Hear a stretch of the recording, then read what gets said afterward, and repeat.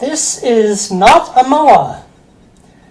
Now, someone like myself, who is a fan of both fantasy and prehistoric creatures, I am genuinely surprised at the sheer absence of prehistoric animals in fantasy, literature, and gaming.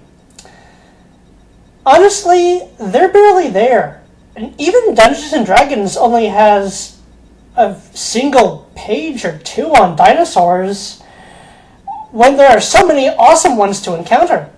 Not to mention all the other prehistoric creatures that writers and artists can draw upon.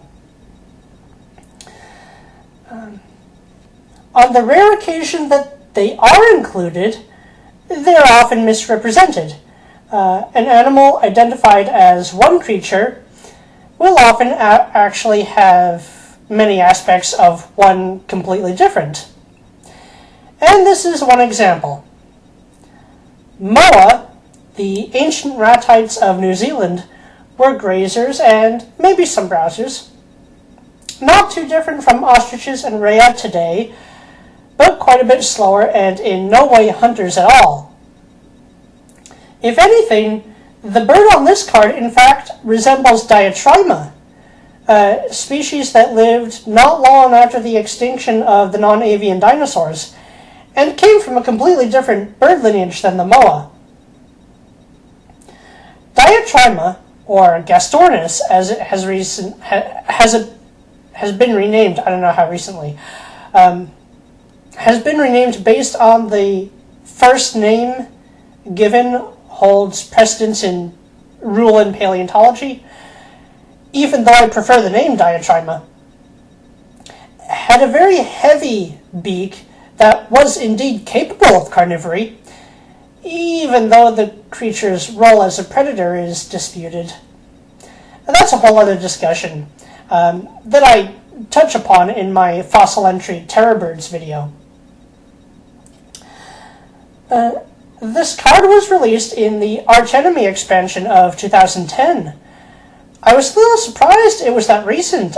I began playing long before that, and I've never come across this creature until researching not long ago.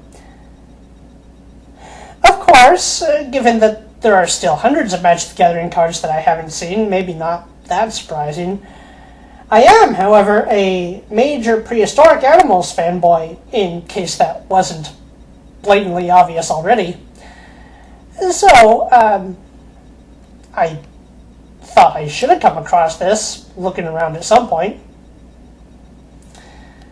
Oh well.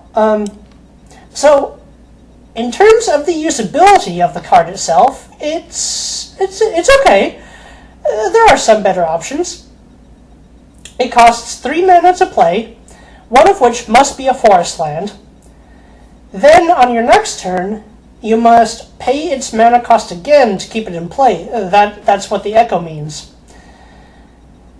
That could get in the way of other moves you want to make, but on the upside, when this creature comes into play and then again when it goes to the graveyard, you can choose one of your other creatures to give a +1 attack and toughness to. Not bad. For its initial mana cost, its own attack power and toughness is decent as well. I'm right now working on a red-green raptor, bird, and beast pack hunting legacy deck that will include this card, and I will show you that deck when I'm finished with its construction. The artwork is very nice. It's a forest bird, as Diatryma was. Are those pterosaurs that this bird is chasing? That's interesting. Neither Diatryma nor the moa overlapped in time with the pterosaurs, unless the very first moa evolved back when pterosaurs were still around. It's possible, I guess. It almost works. New Zealand has been isolated since the Cretaceous. Since about 80 million years ago, and ancestors of moa would have had to been on the islands at that point. But by that point, only the largest pterosaurs were still around, and these are tiny. The small species had by then been displaced and replaced in niche by the early flying birds. Although in fantasy, of course, writers can do whatever they want. You want to put pterosaurs alongside Diatryma and dinosaurs, of course. In fantasy, you can do that. Even so, I wish this creature had just been named Diatryma because, as far as I can see, that's what it is. It is not a moa. Its blue plumage matches with the water element that I associate with Diatryma, as it was a relative of waterfowl. It is most certainly not a forest rakid, one of those swift, slender, ancient South American terror birds, and should anyone working for Wizards of the Coast ever come across this little video, let me beg of you, please, please, I want bird creatures based on them.